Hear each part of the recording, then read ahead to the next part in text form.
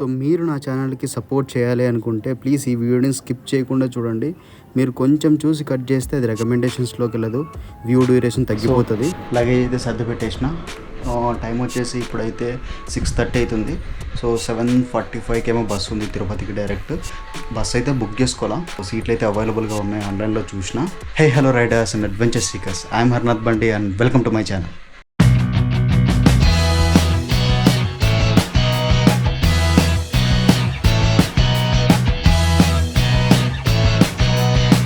ఈ వీడియో చూసే ముందు ఈ వీడియోని లైక్ చేసి చూడండి, సో అదర్స్కి కూడా రికమెండ్ అవుతుంది. అండ్ ఛానల్ని సబ్స్క్రైబ్ చేయడం మాత్రం మర్చిపోకండి. సో చాలామంది వీడియో చూసి సబ్స్క్రైబ్ చేయకుండా వెళ్ళిపోతున్నారు. ప్లీజ్ ఈ వీడియో మీకు నచ్చినట్టయితే please do subscribe my channel. మళ్ళీ గుర్తు చేస్తున్నా, please do like the video before you watching it. 7:15కి ఉండింది కానీ అది మిస్ అయిపోయింది అనమాట. సో మళ్ళీ ఇప్పుడు 9:30కి ఉంది బస్సు. టైం వచ్చేసి ఇప్పుడు 8 o'clock అవుతుంది. సో 7:15కి ఉండే బస్సు మొత్తం వెళ్ళిపోయింది. ఇంకా నెక్స్ట్ బస్సులు ఏం లేవు, అంటే ఉన్నాయి కానీ ఎక్స్ప్రెస్ బస్సులు ఉన్నాయి కానీ అంతసేపు జర్నీ కొంచెం ఇబ్బంది అవుతుంది కదా. సో 9:30కి బస్సు ఉంది, హాఫ్ అవర్ అనమాట. సో ఈలోపు డిన్నర్ కూడా చేసేద్దాం. ఇక్కడైతే డిన్నర్ అయితే చేయలే, ఆకలి అయితే కాల. సో ఒక గంట ఆగి డిన్నర్ చేసి అయితే బస్సు ఎక్కుదాం.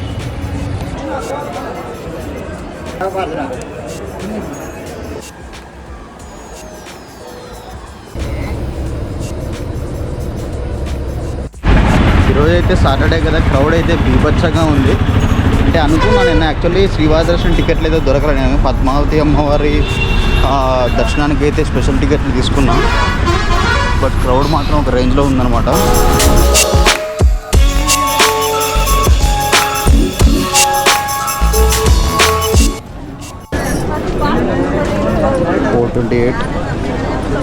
బయటకు వచ్చే లోపలికి ఎంత అయితే చెప్తాను ఒకసారి. డిస్కౌంట్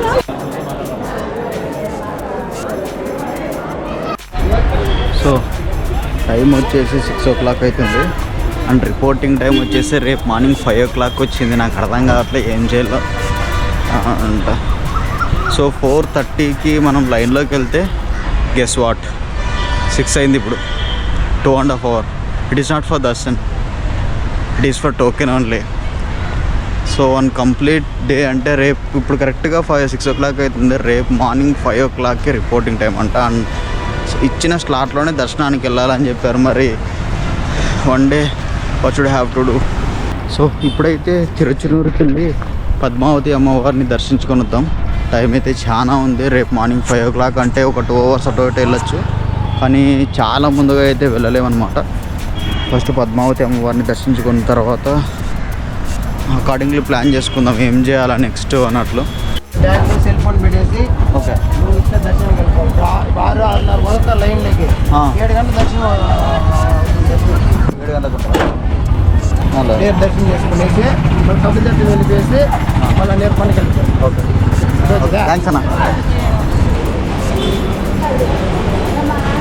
సో పద్మావతి అమ్మవారి టెంపుల్ సో పద్మావతి అమ్మవారి దర్శనం అయితే అయిపోయింది. కరెక్ట్గా 1/2 hour పట్టింది అనమాట దర్శనము. ఇప్పుడు రైల్వే స్టేషన్ ఆపోజిట్లో గోవిందరాజ్ దేవాలయం అనుకుంటా. ఆటో కడిగితే ఆస్తులు అడిగిపోతాడు, సో అందుకని చెప్పి బస్సులో వెళ్దాం.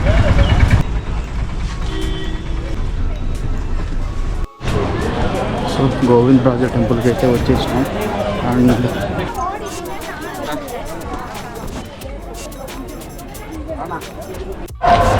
సో ఫైనలీ గోవిందరాజ స్వామి దర్శనం కూడా అయిపోయింది. ఇంకా ఐ థింక్ బస్సు ఎక్కి పైనకనే వెళ్తా, లేకపోతే కపిల తీర్థంలో దర్శించుకొని వెళ్తాను. రూమ్ అయితే తీసుకున్నా, ఎందుకంటే ఫుల్ టైర్డ్ అయిపోయినా. నైట్ కూడా నిద్ర లేదు కరెక్ట్గా. అండ్ మార్నింగ్ నుంచి తిరుగుతూనే ఉన్నా, మార్నింగ్ స్నానం చేసినప్పటి నుంచి తిరుగుతూనే ఉన్నా, నడుస్తూనే ఉన్నా. సో ఇప్పుడు స్టెప్స్ ఎక్కి పోలేను, అంత ఓపిక లేదు. దట్టు నిన్న కూడా చిడుతలు వచ్చినాయంట స్టెప్స్ రూట్లో. సో అందుకన్నట్లు ఇక్కడే నైట్ 9 o'clock 9 to 10 o'clock వరకు ఇక్కడే ఉండి నైట్ 11 వరకు బస్సులు ఉన్నాయని చెప్తున్నారు ఈయన. సో నైట్ 11 వరకు ఇక్కడే ఉండి, 11 కాదు కానీ 9 వరకు ఇక్కడే ఉంటా. 9 వరకు ఇక్కడే ఉండి ఇక్కడ నుంచి స్టార్ట్ అవుతా 9కి.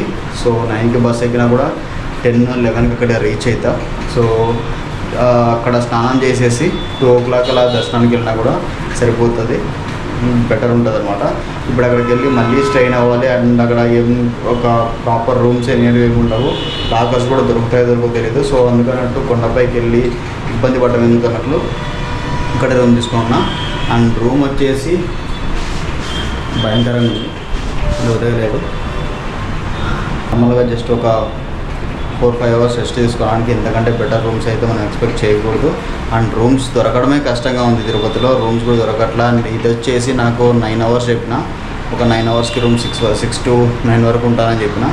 సో నాకైతే 400 అయితే ఛార్జ్ చేసినాడు, రీజనబుల్. టైం వచ్చేసి 7:30 అవుతుంది. సో బస్సెస్ అయితే 11 వరకు అవైలబుల్గా ఉంటాయి. కానీ పైనకి వెళ్ళి ఏమైనా టోకెన్స్ కాదు, లాకర్ కోసం ట్రై చేద్దాం. ఒకవేళ లాకర్స్ దొరికితే అక్కడ మళ్ళీ షవర్ చేసి ఇంకొకసారి, ఇప్పుడు షవర్ చేసిన బట్ ఇంకొకసారి షవర్ చేసి దర్శనానికి వెళ్ళిపోదాం. సో నా రూమ్ బయట లొకేషన్ వచ్చేసి ఇలాగుంది.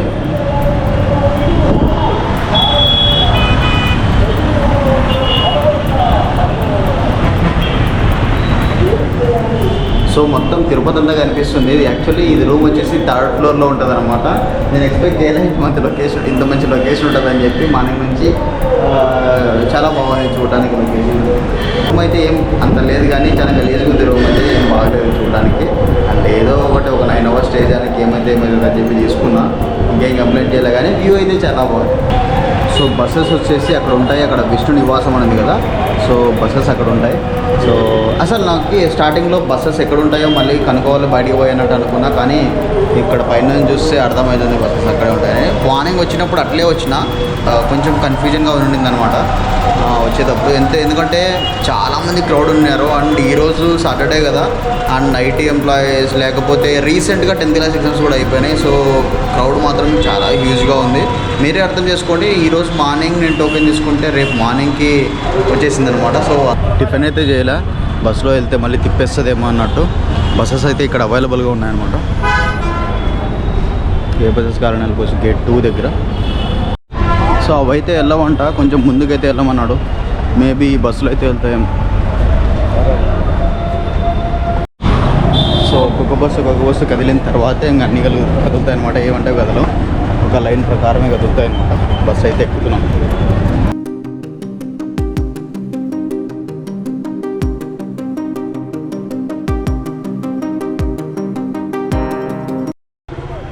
సో ఎన్నిసార్లు తిరుపతికి వచ్చినా ఇది కన్ఫ్యూజన్గానే ఉంటుంది. మాధవ నిలయం లాకర్ రూమ్స్ ఎక్కడ ఉంటాయో ఫుల్ కన్ఫ్యూజన్ ఉంది. అతన్ని అడిగాను, స్ట్రైట్గా వెళ్ళమని చెప్పినారు. అండ్ ఇంకా మనం డిన్నర్ కూడా చేయలేదు కాబట్టి ఒకటేసారి డిన్నర్ చేసి వెళ్ళిపోదామా, లేకపోతే వెళ్ళి వచ్చి డిన్నర్ చేద్దామా అని ఒకసారి చూద్దాం. వావ్, కరెక్ట్ టైంకి పడింది. బస్సు కొంచెం లేట్ అవుతుందేమో అనుకున్నా. 2 to 3 అవర్స్ ఎక్స్పెక్ట్ చేసిన, కానీ కరెక్ట్గా 45 మినిట్స్లో వచ్చేసింది పైకి.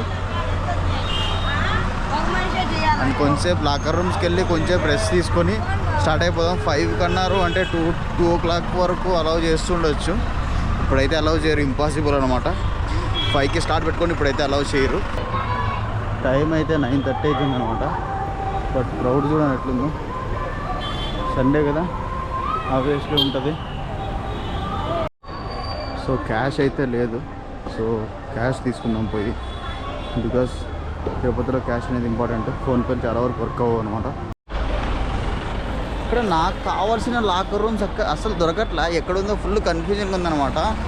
దాని పేరు కూడా కరెక్ట్గా ఐడియా లేదు నాకు, మర్చిపోయినా. చాలాసార్లు తిరుపతికి వచ్చినా కానీ ఇదే కన్ఫ్యూజన్ అనమాట తిరుపతిలో లాకర్ రూమ్స్ చూడడానికి. సో దీంట్లో అయితే ఇలా చూపిస్తుంది.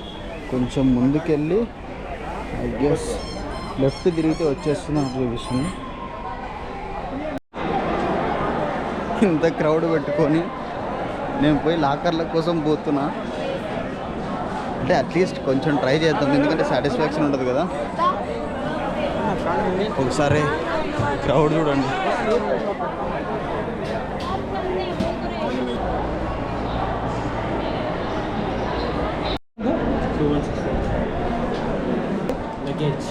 ఒకటి single bag. So it's a medical miracle అనమాట. రూమ్ అయితే దొరికింది అన్ఎక్స్పెక్టెడ్లీ. అసలు అనుకోలే రూమ్ అంటే రూమ్ కాదు లాకర్ అయితే దొరికింది అన్ఎక్స్పెక్టెడ్లీ. అసలు అనుకోలే లాకర్ అయితే దొరుకుతుందని. లాస్ట్ టైం కూడా ఇట్లా అయింది, ఎంత క్రౌడ్ ఉందో, కానీ నాకైతే లాకర్ దొరికింది. కరెక్ట్ నేను వచ్చేటానికి వేరే అతను వెకేట్ చేసి వెళ్ళిపోతున్నాడు. సో దొరికేసింది, హ్యాపీ. సో లగేజ్ అయితే లాకర్లో పెట్టేసిన. ఇప్పుడైతే పోయి డిన్నర్ అయితే చేసేద్దాం. చాలా ఆకలి వేస్తుంది. వచ్చేటప్పుడు కడుపులో తిప్పేస్తుందేమో. అప్పుడు తిరుపతిలో కూడా చేయలేదేమో డిన్నర్. సో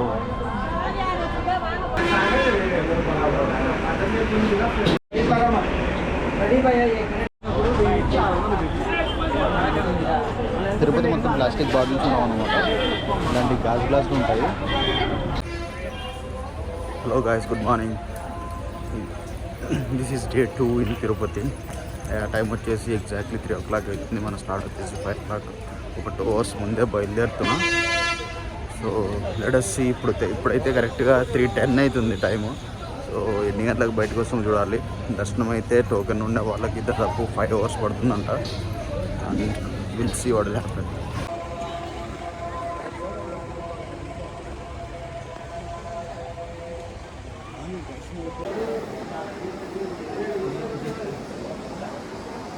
మిరాకిల్ అసలు. కరెక్ట్గా 2.5 hours పట్టింది దర్శనానికి. టోకెన్ చేసుకోవడానికి 3 hours పట్టింది. కానీ దర్శనానికి అయితే 2.5 hours అయిపోయింది. కరెక్ట్గా 4కి స్టార్ట్ చేసిన లైన్లో 6 కల్లా కంప్లీట్ అయిపోయింది దర్శనం.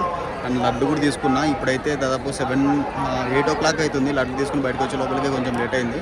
6కి అయిపోయింది కరెక్ట్గా దర్శనం. అండ్ అస్సలు నాకే నమ్మొద్ది కావట్లే. ఎప్పుడు ఇంత బాగా దర్శనం నాకు ఎప్పుడు కాల. సో ఫస్ట్ టైం అనమాట. అండ్ ఒక 10 seconds స్వామిని అలాగే చూస్తూ ఉండిపోయా. ఎవరు తోసేయలేదు, ఎవరు టచ్ కూడా చేయలేదు అనమాట. ఒక 10 seconds అలాగే చూస్తూ పోయా. దర్శనం మాత్రం అద్దరిపోయింది అనమాట. ఇంకొకటి ఏంటంటే లాకర్ రూమ్లో కూడా వేయలేదు మమ్మల్ని. చాలా తక్కువ వేశారు. అంటే జస్ట్ ఒక లాకర్ రూమ్లోకి పంపించి రిలీజ్ చేసేసినారు అనమాట. అంటే ఎప్పుడు ఇంత తక్కువ సేపు ఎప్పుడు బయట రాలేదు. ఇది నార్మల్ దర్శనమే.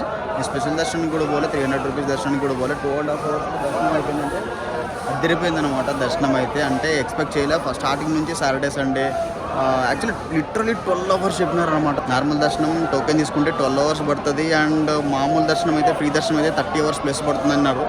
సరే ఈరోజు అయితే బంచిక్ అయిపోయినా నేను. సర్లే వెయిట్ చేద్దాం ఏదైతే అది. కానీ ఇది కూడా ఎక్స్పీరియన్స్ అవుదామని చెప్పినా కదా స్టార్టింగ్లో. ఇలాంటి దర్శనాలు కూడా ఎక్స్పీరియన్స్ అవ్వాలి అన్నట్లు. ఫాస్ట్గా కాకుండా ఇలాంటి దర్శనాలు కూడా ఎక్స్పీరియన్స్ అవ్వాలి అన్నట్టు. కానీ ఈరోజు కూడా లిటరలీ 2.5 hours దర్శనం అయిపోయింది. నాకైతే అస్సలు నమ్మబుద్ధి కూడా కావట్లా. 300 అంటే మామూలుగా స్పెషల్ దర్శనానికి కూడా ఇంత తక్కువలో అయిపోతుందేమో తెలియదు, కానీ ఈ దర్శనానికి మాత్రం 2.5 hours అయిపోయింది. సో ఏడుకొండ శ్రీవారిని దర్శనం చేసుకోవాలంటే సాక్షాత్తు ఆ ఏడుకొండ స్వామి అనుకుంటే పిలిస్తే మాత్రం దర్శనం చేసుకోగలమంట. సో ఈరోజు నాకు అంత బాగా దర్శనం కావడానికి కారణం ఆయన పిలిచాడు, నేను వచ్చాను, దర్శనం చేసుకున్నాను సక్సెస్ఫుల్గా. చాలా బాగా దర్శనం అయింది. 10 seconds నాకు ఆ జీవితంలో ఇంకా అంత హ్యాపీ మూమెంట్ నాకు ఇంకా ఎప్పుడు వస్తుందో కాదో తెలియదు, కానీ ఒక 10 seconds ఆయన అలాగే చూసుకుంటూ ఉండిపోయాను అనమాట. చాలా బాగా దర్శనం అయింది. సో ఫైనల్లీ వరాహస్వామి దర్శనం కూడా చేసుకున్నా. యాక్చువల్లీ వరాహస్వామిని ఫస్ట్ దర్శించుకుంది, దాని తర్వాత వెంకటేశ్వర స్వామిని దర్శించుకుంటేనే కోరికలు తీరుతాయి అంటారు. కానీ ఛాన్స్ లేదన్నమాట. లైన్లో పోయి నిలబడాలి కదా, వరాహ పైకి వచ్చే ఛాన్స్ లేదు. అది ఎలాగో ఇంకొకసారి చూడాలి. ఇప్పుడైతే వరాహస్వామి దర్శనం కూడా అయిపోయింది. ఇంకా ఏం లేకపోతే చలో Anantapuram.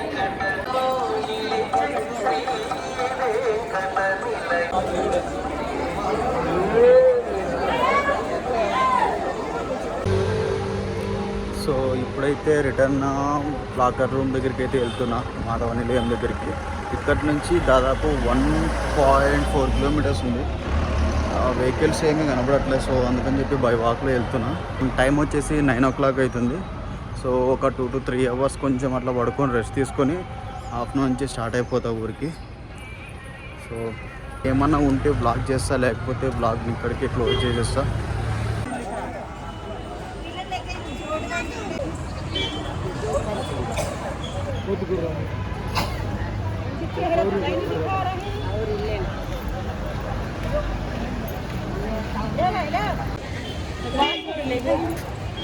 Itu ya sering dirasa.